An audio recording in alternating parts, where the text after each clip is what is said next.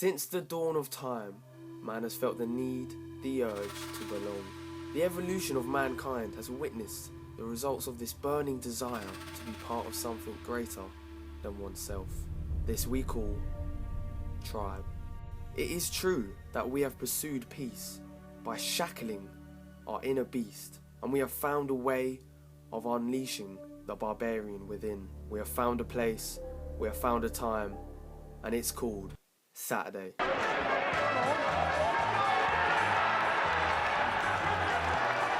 football fan is one of the most passionate animals on earth. He finds his place, his people, his tribe. Tribalism has manifested into contemporary society in no greater way than the creation of the national sport, football.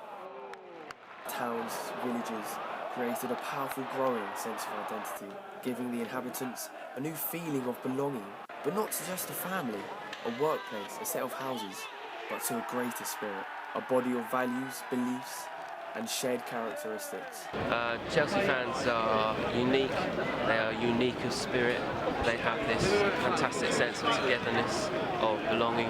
They're almost like a tribe in itself. Tribal war cries became the rallying chants of the terraces, where once warring tribes would run at each other with spear in hand, today it is running at each other with ball at foot. The power of this game became so intense that 100 years after its creation, through the 70s and 80s, tribalism boiled into a new behaviour. This they called hooliganism. Street violence and the dark side of the human character had once again reared its ugly head. Tell us about your experience in the late 70s and 80s as a football fan.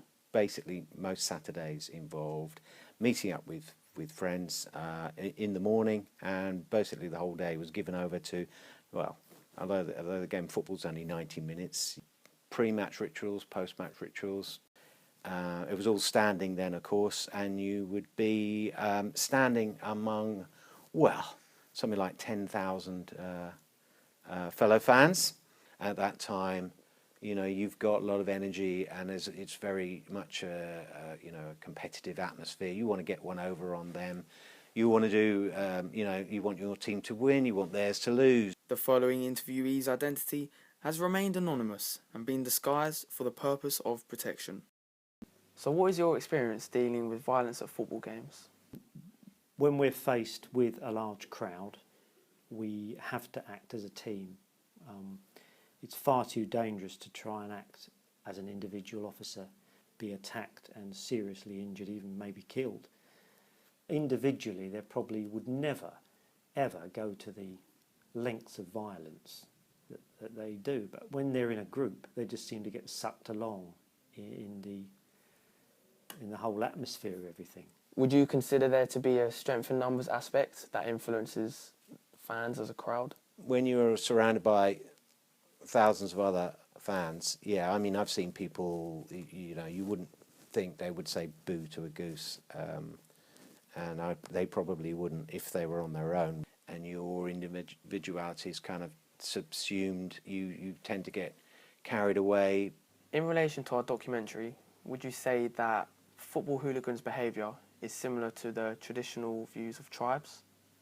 Generally speaking, people tend to be more violent or have an excuse for violence in large groups.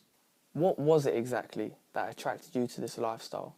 Nothing really sums it up more than kind of the music of the time, and the song that really encapsulates the whole thing, I think, is The Specials' Ghost Town. With the lack of places to go for entertainment, and everywhere you did go, often places would be closed down, there would be fighting. There were a lot of anti-Liverpool songs, You'll Never Work Again, things like that. Such was the savage and wild notoriety that running street battles with police were commonplace.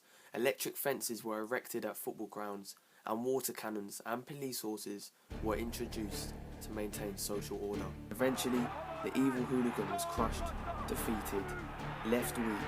Football had saved itself. Just. The game remains bigger and greater than ever before. The fans still support their teams through thick and thin. Together and united they stand. That sense of belonging, of identity, is stronger today than it ever has been. The tribesman within all of us is alive and well.